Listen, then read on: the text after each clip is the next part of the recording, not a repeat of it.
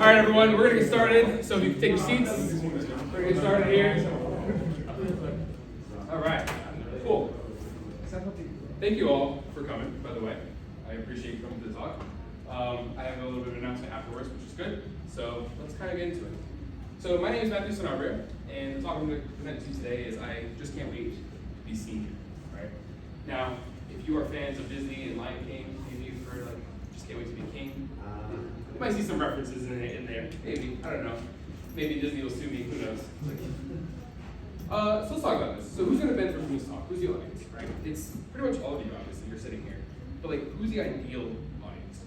This is going to be people that are in their early career, or they're in their mid-career that want to go to the senior plus path, right? We'll talk about that. So if you're early career and you want to get to senior, or if you're already mid-career and you want to get to senior and beyond and see what's new there, this talk is for you. You're in the right room. We're specifically going to be talking about what it means to be a technical senior leader, right? More software engineering, technical, not so much management track. We'll mention management track. We're not really going to talk about how it is so much. So just FYI. Cool. So a little bit about me. So I am Matthew Sanabria. I don't know if I should stay behind the podium or not. It doesn't matter. I feel like it's too high. My name is Matthew Sanabria. I am a staff site reliability engineer right now. You can see my website and my @ for most social medias there if you want to reach out. So let's talk about, before we get into talking about what it means to be senior, we need to talk about what career levels we have access to, right? So odds are all of us here are in the tech field or want to be, or tech adjacent. And there's career levels in the tech field, right? You have entry-level engineer, you have a senior engineer, you have staff level, you have all these different level engineers. So what are they? What does it look like? Really, it looks something like this. You have what we call early career, is where you start your career, right? That's an early career level. Think intern, apprentice level. Then you move into more of a mid-level, not yet senior, but definitely still not, you're definitely not an apprentice or intern anymore, right? You're in this mid-level. Then you'll progress to a senior engineer. But at this point, you kind of have a decision to make about where you want to take your career. And usually the career ladder forks. It forks into more of a technical career ladder, which is what we call the staff plus, which is on the top, or the management ladder, which is on the bottom, you can see. And just to go over them since they're on the slides, if you go down the technical track, you'll go towards senior, or you go to staff, principal, distinguished, fellow, whatever the levels they have for the given company. It changes depending on the company. But those are generally the levels of C. And if you want to go to the management track, you'll go become a manager. There's a couple engineering managers here, then a director, then a VP, then whatever else after that. So this is kind of how the tracks look like. But in reality, most people can spend their entire careers right now as a senior engineer or some sort of senior level person. This is what's called the career level, or the sweet spot of level. You can literally spend your whole career there, and nobody will expect you to get promoted beyond this. And that's fine. Some people like to do that, some people don't, whatever. But there's two sides of this, right? If this is the career level, you're always going to have people on the left who want to get to the career level, and you're always going to have people on the right who want to go past the career level. So how do we go about this? Well, let's talk about the people that are on the left first, right? So the early career people that want to get into a senior level. We're going to kind of talk about three separate topics for three separate concepts that you should be focused on if you want to get to senior and beyond. The first thing is going to be your craft, right? So this is often your experience and your knowledge that you know. I like to label it as craft is your proficiency with the tools and the environment that you're working in. And if you are someone in the early career, you should be asking yourself these questions. What skills do I have? What knowledge do I have? Can I learn new skills, right? Are you learning new skills? Are you depending on others to get your work done? Are you writing things down? Are you having a good writing culture? And does your manager see the craft that you have? Now, I'll just ask around. Anyone want to tell me, what's the skill you have? Any skill? Technical or non-technical? Shout one out, it doesn't matter. React, right? That's a good skill. I would say I have skill in Go. Someone else might say they have skill in SQL, or whatever it may be. These are all technical stuff, and that's great. But these skills make up your craft. And how well you know these skills and the knowledge you have about those skills makes up your craft. Now, your skills in isolation mean absolutely jack, right? They really don't. I don't care how good of a baker you are, or how good you are at SQL, if you're not actually delivering anything with those things, it doesn't matter, right? It doesn't matter how good a baker you are if nobody buys your cakes, right? It doesn't matter how good you are at SQL if you're not actually improving the business with it. So when we think of craft, these are the questions you should be thinking about, and you should be saying, how am I like up-leveling myself, getting my craft better, learning more about my environment, and just increasing the value that I provide. When you've kind of nailed that craft, you're going to focus on what we call delivery. Delivery is essentially taking that craft and making an impact with it, right? So selling those cakes, or like writing those SQL queries to actually do something for the business. And I define delivery as the ability to ship quality features alone, like by yourself, and with your teammates. Because odds are, if you're working on something, sure, you work by yourself, you get head down time and you dive into something, but you have a team. So you're not just working in isolation.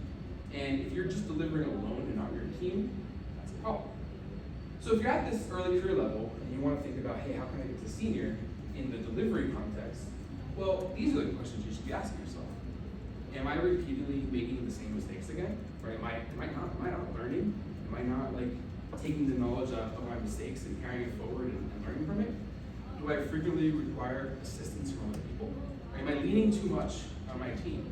Am I kind of the burden? Am I the back half of the performance? Do I discuss problems with my team? Or do I just go off and do things on my own and not tell anybody about it, not talk about it, and not grow? Go ahead. So that last one, so a lot of people that are very driven, and we would say bright, right? They're talented, right? Yeah. They would, we would say they would like to work in silos.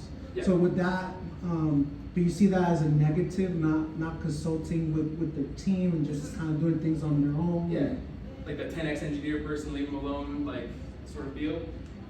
It depends on your company's culture, right? The culture of your team. If you have someone that's just like off their own, solving some complex problems, providing value to the business, and your culture is okay with that, that's fine. As long as they're not negatively impacting others. Okay. But when they start negatively impacting others, that's a problem, right? If they're causing people to leave because maybe they're a jerk to deal with, right? They're kind of like a jerk. Or if they're not helping the other people, they're writing complex code that the rest of the team can't maintain, and now they're overburdened as a single person, like they're a single point of failure, right? Because they're writing way overly complex code that now nobody else knows how to maintain and work with. So it depends on your culture, it depends where you're at.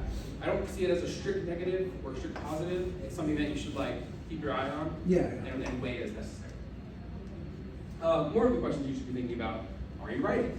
You'll notice I jump back a slide, I asked, are you writing in terms of craft? Now are you writing in terms of your delivery? Are you keeping track of what you're doing? Are you creating your brag sheet? Are you letting people know, here's what I delivered, here's what I learned? Think about that. And this writing thing will come up more and more. Then the last question, do teammates, usually your immediate teammates, do they feel the impact of the delivery that you're doing, right? Are you actually like doing anything that makes your teammates' lives better? Or are you just fixing typos all day? Because there's a significant difference between someone who's just fixing typos all day and someone who's actually making their life and their team's life better. If you're an early career person, these are the questions you should be thinking of. And then the last concept, leadership. So if you're an early career person, you should still have some sort of technical and social influence, right? Are you contributing to not just the code, but also some processes that your team has? Are you giving and receiving feedback from your peers? That's super important, especially come time review time. You don't want to let a poor performer know that they're a poor performer 6 months from now. When you know they're a poor performer or they're a great performer, whatever, you should give them that feedback early and let them know. Because if you were an early career person, wouldn't you want a senior person to tell you that earlier so you can improve? So think about that. Do you receive mentoring? Are you actively seeking to grow yourself, right? That's a leadership trait. So part of being a leader is being a good follower too. So are you reaching out to people that are senior to you and asking them for advice, networking with them, coffee chats, whatever you like? Are you getting some sort of mentoring? If you're not demonstrating leadership. Again, are you writing? Right? Are you? And this culture is so important in writing because it's not just writing in terms of code. It's writing in terms of like your thoughts down, your ideas, your design documents, all these things. Are you writing? I've seen so many people submit pull requests or Jira tickets or whatever. Description's empty, titles don't mean anything, no linking of anything, no writing culture there. So I fixed it. Fix what? What did you fix? I don't want to have to look at 5 code change, like 5 files changed to find out what you did. If you can't simply write down what you've done, I don't care. Right? I don't care that you did it because you can't share context with everybody else. Leadership call it. And then, are your teammates influenced by your leadership? Again, keeping that same concept of your immediate team, are you influencing them for the better? Those are kind of the I'm on the left side and I'm not a senior things you should be thinking about, right? Craft, delivery, leadership. Let's pivot though. Let's say that you are that senior level and you want to go even further. Right now you want to be a staff plus person. So what does that look like? So senior to staff plus. Let's talk about it again. Same 3 things: craft, delivery, leadership. This time we're going to switch context and say what you should be doing now with the same 3 concepts. So again, just to remind you, craft is your proficiency with your tools and your environment. But now you're no longer an early career person trying to get to the senior level. You're trying to go beyond that, right? You're trying to be staff plus engineer. Here's the questions you should be thinking about in your head. And mind you, all the questions I listed here are not like exhaustive, right? These are just to give you an idea and spark some motivation and desire inside of you of like, hey, I'm actually not good at this, or that's what these questions are meant to do. They're not like law, they're just rules of thumb, right? But some of the questions that you should be thinking of, if you're a senior engineer saying, I want to get a staff plus promotion, can you rapidly prototype new ideas with the new skills that you can learn, right? If a business has a problem, can you spin up a quick prototype to validate that problem and validate the solution and show value? Even if it's a skill you've never touched before, can you do that? Because if you want to be in the staff plus track, you should be able to do those things. Are you using the craft that you built up, the expertise that you built up? Are you using that to guide decisions, right? When there's a technical like blocker or impasse, are you using your expertise and saying, hey, actually, this is the better implementation, here's why. Are you doing these things? Can you identify trade-offs of solutions? Can you say, hey, X is better for us in this use case, but it uses more memory, or but it uses this, or costs more, and Y is costs less, but it's not really gonna be good for it. Can you identify those trade-offs and pose one? Because those 2 questions are kind of similar to one another. One's more of a technical like blocker, and one's more of a, not a blocker, you just have 2 paths you can choose from, right? So they're kind of different. One is, I'm stuck, I can't proceed, what do I do? And one is, I'm not stuck, I have options, what can I do? So try to think about that in those 2 contexts. And again, are you writing? As you can see, I'm asking this question every time. But now your writing is going to change. It's no longer, are you writing just good pull request descriptions or Jira tickets? Are you breaking down Jira tickets into smaller chunks for other engineers, right? Are you writing design documents that clearly show your vision for the project or for the product? Are you doing those things? Design documents, right? Design documents are essentially like RFCs, but for what your ideas are. Are you doing those things? Because you should be. And if you're not, you should get on board. And then now, not only does your team benefit from your craft, but other teams are starting to benefit from your craft. So your impact circle is widening, right? It's no longer, I'm an early career engineer, I'm affecting my team positively. It's, I'm a senior engineer trying to go to staff, I need to be impacting my surrounding team, but also those other teams outside of us too, right? Sibling teams, adjacent teams, whatever. Your impact of your craft has to now widen. People have to be coming to you and say, hey Matt, you're an expert on this. Talk to me, I need your help, right? Rather than before you were a senior engineer, you were asking someone else for the help. Now you're giving. What about delivery? Again, reminder, delivery is the ability to ship quality features alone and with others. So if you are in this more senior staff plus track, is your delivery predictable? Is it reliable? Right? Can you go to your management chain and say, hey, that new feature that you want for this business initiative, that's going to be about 2 months of work and I need 2 engineers. Can you do that? Can you accurately predict that? And I'm not saying it to be perfect, because I know this is so hard. I know there's unforeseen circumstances. That's not what I'm saying. I'm saying that leadership that you're reporting to also has to report to their leadership. They need rough timelines so they can adjust company goals and missions. So if you're not predictable in your delivery, it's going to impact things. Can you resolve blockers? Right? And this is similar to what we're talking about with craft, but if there are blockers on projects, that means delays, deadlines missed. Can you resolve those and get them moving forward? How about, can you break up projects better and delegate the work like I mentioned earlier? Can you write that massive Jira that has to take, 2 months to do, but you broke it up into smaller chunks so you can divvy out the work? Now you're benefiting from concurrency, right? If I had to fill up 20 cups with a pitcher of water, I'm gonna be here for a minute. But if I give you all a cup and a pitcher, and I say, hey, everyone, can you fill up your cup of water? All the cups get filled in much less time. Like, that's essentially what you're doing when you're breaking up your JIRA tickets and all that. You're saying, hey, you all do these, you all do that. You're taking that project and you're benefiting from the team concurrency, and you're delivering that project faster and probably with more quality, because now you've shared context between the team. And again, are you writing, right? Are you writing the impact of what you're delivering? Are you showing it at your company, like all hands meetings, milestones? Are you showing that the delivery that you and your team have been doing is there and should be recognized by the company? Because if not, you should be, right? Maybe blog posts, maybe internal presentations, whatever. And then the last question, do other teams feel the impact of your delivery? Are you positively affecting sibling teams? And then lastly, leadership. How does a senior plus engineer think about leadership? And a reminder again, leadership is like that technical and social influence you have on others.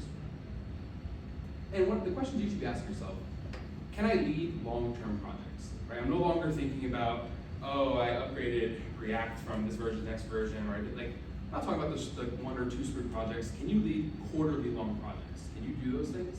The big things that nobody wants to touch. Can you do that? Can you define strategy for your team or for other teams? Hey, this is the observability strategy that I want our company to follow. Here's why I wrote it down. And all teams should like follow the strategy. Can you do that? Right? Are you setting the direction strategy, or are you receiving it? Because if you're in a staff plus role, you should be setting that technical direction. Now, the mentorship side flips. It's no longer are you receiving mentoring, and you should still always try to receive mentoring regardless of your level, but now it's, are you returning that favor and mentoring others, right? Have you switched that context on and said, hey, I'm a senior plus engineer, I'm gonna show that I'm mentoring my more early career engineers, and showing my leadership that way. And again, are you writing? This writing is a combination of everything you've been doing, but also like you're writing for your goals as a leader, right? Are you have goals that you want to do, you have like projects that you want to see come to fruition, you should write those down and show initiative, right? These are the things that your manager or director or whatever didn't tell you to do, but your new ideas. Are you leading with your new ideas? You should write them down and propose them. And then, of course, are other teams influenced by your leadership? I'm gonna stop right there for right now and ask and open up for quick questions about any of those things real quick. Anyone have questions about craft, delivery, leadership on the early career side or the senior plus side? It's okay if not, you can save all of that. Cool. All right, so you might be asking yourself, like, great, Matt, you told me what I can and can't do. You gave me things to think about. I have looked in the mirror and I see things that I can work on. Great, can I have the senior title now, please? Can you just give me the promotion? Well, no, you can't. Not right now. You can't have the promotion yet. You're not yet ready. We have more to do. So what is more to do? What's left? I kind of already ran you through some of the thought process, but what's next? If you are currently at a company, odds are that company has a career matrix. So go find it, right? Go ask people, ask your HR partners, whoever it is, find your career matrix. If they don't have one, they're probably not at a good company. So that should be a very big signal to you. Now, and I'm not saying that companies are bad if they don't have one. You might be like a 3-person startup. Of course, they're not going to have one. They're too young to have one. But if you're at a more established company and they don't have a career matrix for you, who can show you that stuff, huge red flag, reevaluate yourself and see where you want to be. A career matrix usually looks something like this, right? And levels and titles are different from company to company, doesn't really matter, but there's a career matrix and you will be hired, or you are somewhere on this matrix, right? Maybe you're an L3 engineer, you're not yet senior, you're like right in the middle, but you need to go to L4 and L5, wherever you are. Find your matrix, it will look something like this. Find out where you are in the matrix, like find your row, and then look at the next row. The next row will show you all the descriptions of what you should be doing to achieve that next row's title and promotion. Now, this is where that writing that you've been doing pays off, because you are going to go through these descriptions, and there will be like more rows to the right, because the descriptions will be like categorized into like execution, leadership, like it'll be categorized into different categories. And this is where that writing that you've been doing this whole time pays off.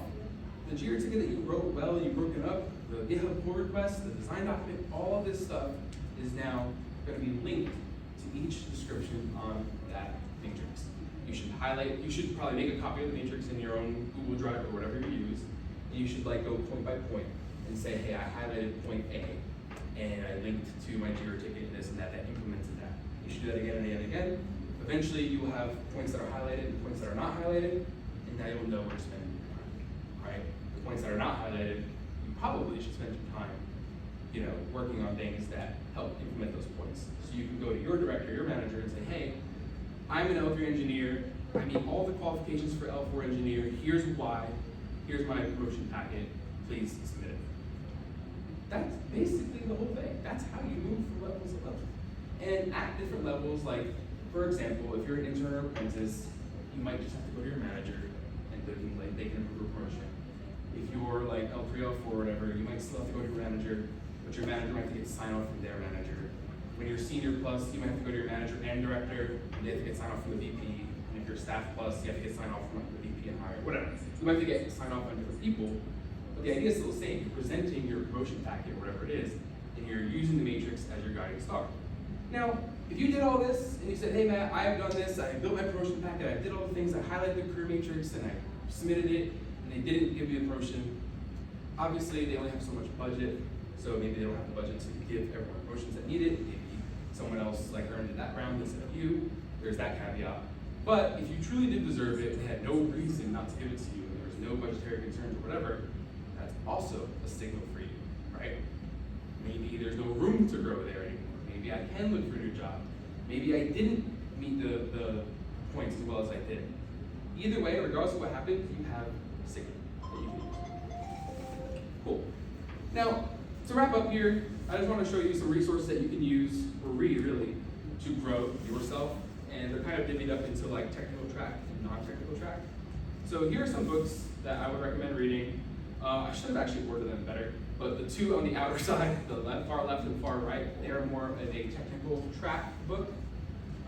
If you want to go to like the staff plus track for like a technical leadership role, those two books are good for that. The middle two books are more focused on engineering management, so more of that management track. I still recommend reading all of them if you can, but if you wanted to focus on one or the other, that's kind of the order that I would recommend reading them in. The two on the outers are technical, two on the inners are more management. Really good books, and if you want to take a picture of the slide, here's where you can find them. I'm going to link the slides in Discord, but here's the actual URLs directly for each book. And I'll leave this up for like a second to take pictures of it. I don't know if I should have listed the ISBN number, whatever it's called, or the links, but I think links are better. Cool. And with that, thank you. Here's where you can find me on social media and whatnot. And I didn't want this just to be me talking at you, so I do want to open it up for questions. So does anyone have questions? I want to discuss with people in here that are in this position, and you can ask me your personal question. Go for it. Yeah, I'm just kind of like more adding something to it because like I'm reflecting on, when I was in my position and my interactions with my manager. I think it's important to have a manager where you can have that open conversation with about your growth as an engineer. Totally. So you can also, provide or let your manager know, hey, this is where I need to grow, this is where I want skills, so your manager can then enable that for you and put you in positions to grow. And so I guess this evolves into a question, if you don't have a manager like that, right, what would your suggestions be? Because I think a really important piece of that is having a manager that's going to enable you to grow and help you grow. For sure. So regardless of your level, you will have some sort of manager, right? And when you're more like early career, your manager is kind of your direct point of contact for mostly everything. You should be having your weekly one-on-ones with them, right? If you don't have them on your calendar, put them on. That's the whole point of your manager there, is like grow with other people and manage people. So if you don't have weekly one-on-ones with your manager, you should be scheduling them immediately. The weekly one-on-ones are also not a place, like you kind of mentioned, they're not a place for project updates and whatnot. They're a place for you, so your own career growth and updates. So during those one-on-ones, make sure you're not spending time doing like a stand-up style thing. Make sure you're talking about your career growth, feedback loops, right? Tell them, where am I doing well in, and where do I kind of suck, and how do I improve, right? Have those conversations with your manager. You should definitely do that. If your manager is not doing those things with you or not providing value with you, that's also a signal, unfortunately, right? Like, it's gonna be very, very difficult for you to get your manager changed in any role. So, like, be completely honest with you. Like, the stars have to align for that to happen, right? So that's a signal for you, though. You do have another option, though. You can still build your promo packet and do all these things and send it to both your manager and their manager, and kind of like, not go around them, but inform both of them. That way, your manager will probably be having one-on-ones with their manager, and they can say, wait, Matt sent me this like promo packet showing that he did all these things. You didn't tell me any of this stuff. What's going on? And it could open up that conversation for you. Again, if you're in a toxic culture place, that can be seen as, oh, you went around me, but it's your career, right? You gotta look out for your career first before worrying about you hurt someone's feelings, like by going around them. But yeah, and last point there, you can also have skip level one-on-ones. So you can skip your manager and also have like a monthly or quarterly skip level with your manager's manager, just to have a touch point too. So that's kind of what I recommend. Again, not a law, just kind of like a general rule of thumb. And just kind of going with that, and I guess I'm giving my own advice here too. But when you say like know like your matrix for your different levels at your company, one of the things that I found beneficial was I literally took the next level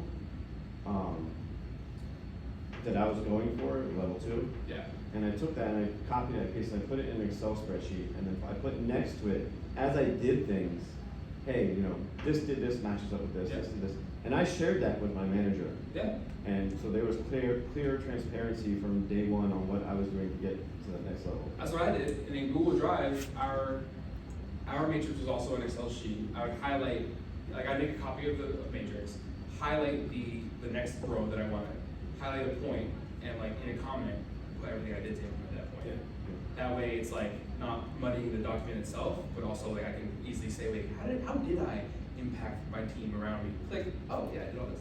So it was helpful. And I just like, my manager and I both discussed that in our one-on-ones, and we agreed on where I needed, like for real. Because you can think that you met something and say, yeah, I met this leadership trait 1 by doing this. And your manager's like, no, you really didn't. You know, so you want to use that time to agree too, and that's really helpful. And then, like, if you're in agreement with your manager and everyone's on the same page and you have all that, like, how could you not get your promotion? It's almost a no-brainer, right? And if you don't, again, signal, blah, blah, blah, use that information for your best. Any other questions, comments, concerns? Can you give an example for how you define strategy for one or more team? Is it like changing your Java versions or the refactoring stuff? Yeah, good question. So it's more than just something like, oh, I'm changing Java version or whatever. That can be something, right? Because maybe you are running a very deprecated version of a software stack that, for security reasons or performance reasons or some business value reasons, needs to be migrated and moved. That would be setting a strategy, and you would be saying, hey, here's like my design documents on going from Java X to Java Y. Here's why it's business impactful. Here's how we're going to do it at a high level, and lay it all out and discuss it, right? These are like a design document, right? So that's something that's a little larger.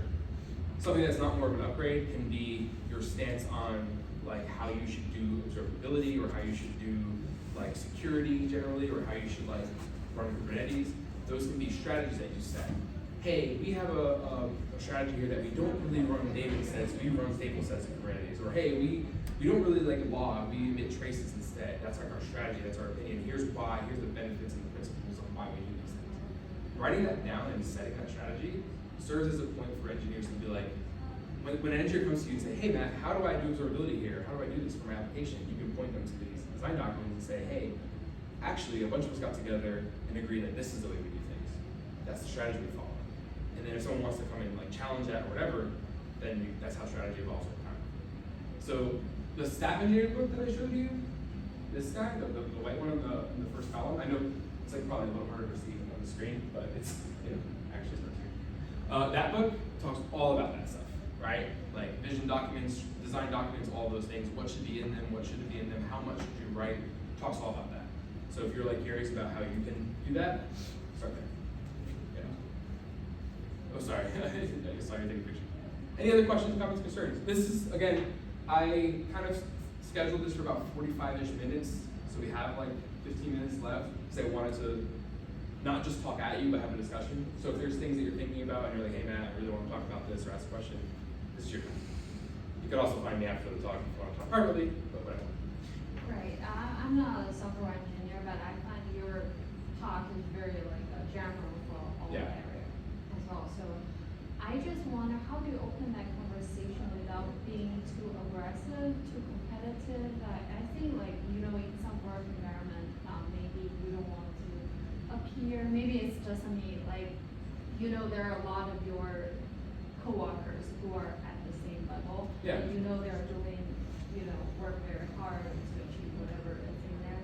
And you don't want to just stand out to show that how capable you are, but you still want to like, let your manager know that I want to get to the next level, I want to get promoted.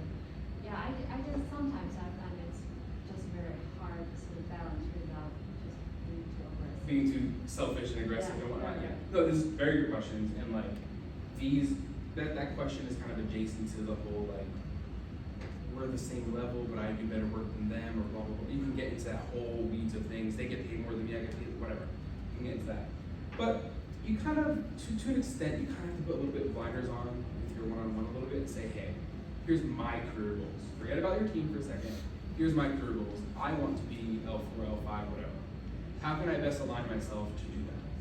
Right? And then talk, like, be honest with your manager. Say, hey, my career goal is next promotion cycle, I'd like to go for L4 or L5, or whatever you're going through. Set that expectation so you have a goal, right? And the goal is attached to a timeline so that it's not just like an arbitrary goal. So that's how you kind of open it up. And then naturally over time, you're not gonna just say like, oh, me, I did all this stuff. You're gonna say you worked with your team. Because part of even going from early career to senior is working with your team more, impacting your team more. So you're gonna say, hey, I led this project with my coworker Josh, and we both implemented blah, blah, blah, blah. I did this side, they did that side.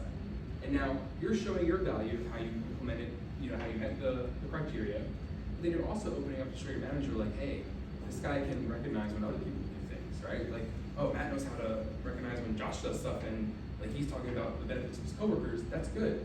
And you're showing that team player aspect. So you don't have to be selfish. Start with like the goal on yourself, but then when you start saying what you've done to implement those goals and achieve those things, you can mention like how you and your team work together. You know? I find that's helpful. But happy to talk more. Right. So you can be very blunt that I want a promotion, and this is why I did through my team, of course. Yeah. Well, it's not blunt, right? It's business, right? Like that's they want you to feel exactly how you're feeling. If you think about this honestly, companies don't want you to talk about salary. They don't want you to talk about levels or all this stuff. They want you to feel like it's a problem that you're being aggressive or blunt, right? Look at the adjectives you're using to describe it. They want you to feel this way, so you don't bring it up, right? But the fact of the matter is, you're there with a business transaction.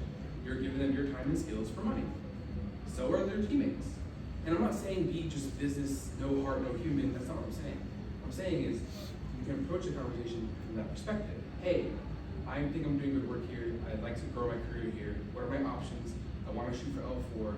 That's the one, right? That's just setting your expectations. And like, your manager's not paying you. The company's paying you, right? So it's not your manager's money. It's not your teammates' money. It's the company's money. So you're just saying, hey, here's my goals. Here's how I implemented these things and meet the expectations for the company. Is there an opportunity for me to get promoted here? Something blunt about that, right? Like, honestly, there's nothing blunt about that. And if there's that tension or whatever, like you should like talk to people outside your company, see how they're dealing with it too, and see maybe you do have a bad manager, right? Maybe the culture isn't that great. You should like get that information yourself too, to see like, hey, am I, you know, the Reddit thread, like, am I the asshole or whatever? Like, you should be like doing that reflection too and saying, hey, is this just me? And get like a little pulse check with your network, right? Your friends and family, whatever. So yeah, sorry, I don't know if I answered the question. Yeah. I'm happy to talk about this more like even after the talk too, because this is something I'm passionate about. Because a lot of managers are actually bad managers and they just don't want to hear that. But that's okay. Go for it. Yeah, so I have a comment on that. As far as advancing your career, it could be very uncomfortable to bring these types of topics up. And like you said, the workplace or the managers aren't expecting you to bring it up, and that's why people go many years without raises, or if it isn't formalized in the company, that could definitely happen. Now, there is a chance of you coming out aggressive, when you do, so Yeah. you have to be mindful of that. To not be like, I need this, I deserve this, I'm the best on the team, kind of like Big King Kong and all that. You need to be mindful because if it's a very political and toxic environment, that can be used against you, right? But at the same time, you're not a doormat, you're not a pushover, right? And you still want to achieve what you want to achieve. So I think the goal here, or what you should focus on, is being assertive, which a good definition of that I've found is to be right in the middle of passive and aggressive, and still speak up for yourself, but at the same time don't bash any of your teammates. Don't come out as cocky or overly confident, and then try to make the conversation about what you did and not about you or about someone else. I did this, I accomplished these goals, et cetera, and then tell your manager, I would like to grow here. When can, is there a possibility? If they stall, then waste some time, maybe 6 months, a year, bring it back up, and so on and so forth, until you either get it or you decide to look elsewhere. Now, I do have a question about the first book on the screen, The Staff Engineer, and you said there's design and vision plans. Yeah. Could you go over what's the advantage of doing that? Because you have your code, right, and you're going over, you're writing that. So what's the value of having all those things? It's really just a matter of writing things down so that it's like actually decided upon, and not something that you had in a passing conversation that was not recorded. It's really just a matter of recording the decision and the thoughts. But isn't that a function of the manager to decide the processes and all that, or Not from a technical perspective, right? I'm talking more about the technical side on this particular instance, right? The manager doesn't care if you use React or Vue or whatever else. They don't care, honestly. But how about the technical lead would decide those processes, or are you trying to say it would be a collaborative process within the group to decide those? Yeah, depending on how your company is structured, some treat technical leads as like the person that has to do this. Yeah. Some treat technical leads as like a role that changes like hands every now and then. Like you're the technical lead for this project, I'm for this project. Yeah. But if you're at like a senior engineering level, you should be writing these like design documents and saying, hey, here's how I want to do that Java upgrade, or here's why I think we should choose React instead of Vue, or whatever it may be, and set that tone, get the discussion started. That way other engineers can be, oh no, but actually you missed the point where Vue's better here and there. I don't know why I'm talking so front end, I'm not even a front end engineer. But like it gets everyone's thoughts down on paper, and you can get them, like it's recorded now, right? Yeah, and then it's something that people will follow. Okay. Correct. And yeah, and it's mostly from that technical side, and it gets you better at writing. When you write your own thoughts down, you think about the problem more deeply, and now you're actually approaching the problem in a better way, rather than just saying, I'm doing React.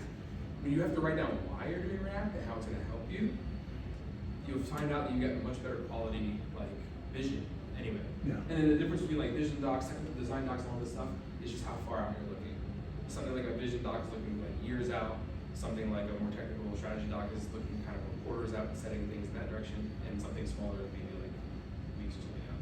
So is this like the analog of like a product vision, but instead we're looking at a technical vision? Essentially, yeah. Okay. Yeah. All right. Thank you. Essentially. I did want to tell, back to your topic real quick. Did you have a question? I saw your hand go before. Yeah. I saw you like. I was kind of, yeah. In terms of like delivery for like someone who's entry level or someone who's just starting out, how important is it being able to work alone versus on a team? That's a really good question. I think it depends on the context a little bit. It's a really good question. You should be able to like unblock yourself at a basic level alone and like move forward alone. Right. But seek your team out when you're like critically blocked and you're like spinning your wheels. Gotcha. And don't like it's basically when you're treating your team as kind of a crutch that you're relying on too much. That's how you know you're erring too much on I'm using my team too much.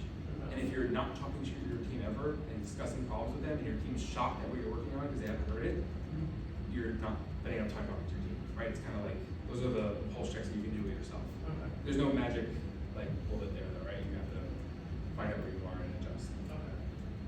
What's your yeah? Yeah, this is something I just learned recently, I took a professional development class. Yep. And if anybody's here, I can give you the contacts to Randstad. Yeah. It's a free program in here, we give you an 8-week professional development program. There was one acronym, that was PI, Performance, Image, and Exposure. At the job place, exposure was 62 or 64%. It's not that much of your performance, is about 14, 16.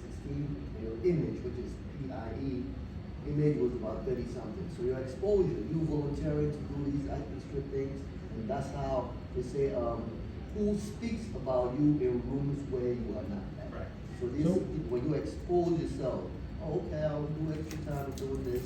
That is when these managers will go in and then speak for you at the meetings when you put in that promotion. So I just wanted to share that.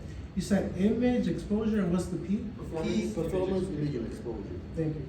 So that's a really good point to bring up, because especially in the context of something like remote work, I've had people who were at remote companies together that were excellent performers. I'm talking like right there at the top of their, like with the people that were there, like at the top of them. They were not like present on Slack or whatever we were using at the time. So nobody really knew what they were doing. But if you check their metrics and like how many Jira tickets they closed or pull requests or whatever they did, stellar performance. Customers were raving about them and all this stuff. But nobody internally brought them up in conversation because they were just never there. They were just never like present in the Slack conversations in the day to day. They weren't making themselves known. And that kind of borders the image and exposure side, right? Because like now your image is like, oh, Matt, he's never around. Like, where's that guy? What's he doing? And your exposure is like, nobody's seen you do anything. So they don't even know what impact you're having with the work you're doing. But really, you just saved like hours of downtime because you ship something and nobody knows. You know, so it's like, it's a balance, like you said, the pie, right? And I think a lot of people with the remote work culture that happened over COVID lost the I and the E a lot because they didn't know how to like get that over remote work. They relied on their presence in the office to implicitly give them the I and E a little bit. And now when you are remote, you have to be more like explicit about getting that. So just a note, because I literally had to have a conversation with one of my teammates. I was like, yo, so I was like, straight up, you are an excellent performer, but I have no idea what you're doing. I had to go find what you're doing, and I know now, but like your image is like pretty bad.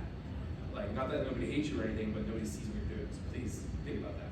And she did, and she got promoted twice. It was great. But those are things that you should also think about. Any other comments, questions before I go back to that thing? Yeah, I think it's a great conversation. I don't do like software engineering or anything at the moment, like a technical instructor. But I was just gonna comment. I think it still applies. Like it just put things in perspective for me. How to still just move up into the higher tiers, all positions. Just just a comment. Oh yeah. Like, questions, it's just like self-reflective. No, and that's right. It is self-reflective, and you need to see where you're at and what you're missing when doing it. Hopefully, something I covered in here was like, wait, I'm not doing that. Maybe you had that thought, and now you can go back and get better at that, right? So thank you. Back to your point, Rebecca. Why don't you tell a quick story, and then if there's no more questions, I'll leave it. So, a couple of things about the whole aggressive thing. Go back to that topic real quick. I had that problem. I did, right? I did dunk on teammates in the past. I was like, no, but I'm going in circles around these people. Like, what's going on? I did that. Wasn't my best day. Whatever. But I learned, right? You're constantly learning and whatever. But talking about the aggressiveness and the image and all that, at a company that I was at previously, they had a pay transparency channel where you can go anonymously or like non-anonymously share your compensation, stock, base salary, whatever it may be. I loved it. I thought that was great. I thought that was like, oh, this is so great, salary transparency, whatever. And I participated in the channel and I did it. The people that originally started the channel left the company and I took over like the moderation of the channel, right? Taking the anonymous submissions and putting them in the channel. That made my director very mad at me because they saw me in the channel posting salary information that was now being used by those people to like get themselves raises and whatever. And like morally, very good mission, right? We should be free to talk about salary. But from my career image perspective, kind of hurt me. I got a director in my DM saying, hey, if you stop posting information in the salary channel and we give you the raise or whatever that you want, then you stop posting. And I was like, no, I'm not gonna do that. Like, that's not how it works. So to get around that, I wrote a bot to do it instead. So it wasn't me posting, it was the bot. So like, maybe it wasn't the best culture moment of my side, but these are things that matter, right? Like, so my image was like ruined a little bit because of the decisions I made, because of the morals that I had that I wanted to fight for, right? Same thing with my manager when I dunked on my teammates saying, but I run circles around this person. Here's look at the numbers, right? Like, sure, I'm great. Great. So what? Now I just dunked on my team. Like, there's a balance there. You can express how good you are in relation to other people without having to dunk on them. And I learned that like the hard way. So the point I'm trying to make is you should be keeping track of some sort of measurement or metrics about your performance and using them to your advantage, but not at the expense of saying, look how much better I am than that. Just say, hey, this quarter I closed these, Jira tickets or these pull requests, I upgraded the version of Java we had, like I did these things, here's the metrics, without having to like push the, push the other people down. So Focus on facts, not people. Right, exactly, yeah. Focus on actual facts, not. So it took me minutes to learn that, because I thought like if I just perform really well, like I just get promotions automatically. And that's just not how it works. You have to fight for your promotions too, but not at the expense of like the memory. So we're gonna be self-advocate. Yeah, you do. Yeah. Oh, and the other thing I want to say about that, not necessarily the aggressive stuff. Now it's just your career trajectory. You should be setting yourself some goals, right? Set goals that you want to be. I want to be a CTO by this, whatever your goals are, set them. Because your timeline for your goals in your life, and now not just your work goals, but your personal goals too, you have a timeline for that, whatever that may be. Your work goals also have a timeline. Your companies can only really promote during the careers, like their performance review cycles, which are usually annually, right? Usually like in May-ish. So if you wanted to be like a staff plus engineer 3 years from now, but you're like entry level or whatever somewhere, or whatever, I'm using like wild examples, whatever. And the company, you need to go through 3 review cycles for the company to promote you. Your timelines are kind of mismatched, right? You now have to wait at least, you have to go through 3 cycles. Odds are you're not gonna get promoted 2 cycles in a row, much less 3 cycles in a row. That's very rare for someone to get promoted like 3 straight times in a row. So, what I'm trying to make here is sometimes there'll be a timeline mismatch between your goals that you're setting for yourself and the reality of the goals that you can achieve with the company. When that gets way out of whack, you need to like do some reflection and say, hey, can I still make my own personal timeline if I left this company? Yes? Okay, maybe I should really consider doing that. Can I still make my personal goals if I left this company? No? Maybe I'm measuring wrong here, or maybe I have to reevaluate. But what I'm trying to say is keep those like timelines in check and reevaluate them and see where you're at. Because sometimes that company, even though you like them or whatever, they don't align with your goals. And it is time to go. Not because you hate them or it's bad, but because if you want to live the life that you're looking for in your goals, you can't do it with them, right? And the same thing about like friends in your life you have to leave behind, or leave your high school friend, whatever. Same concept, but applies more. So, cool. Any last minute questions, comments, concerns? No. Oh, yeah, no problem. Cool. Well, that was that. You can come find me after. We can hang out and chat, not in the context of like more professional, but whatever. So thank you all for being here and discussing things. Thank you. Appreciate it.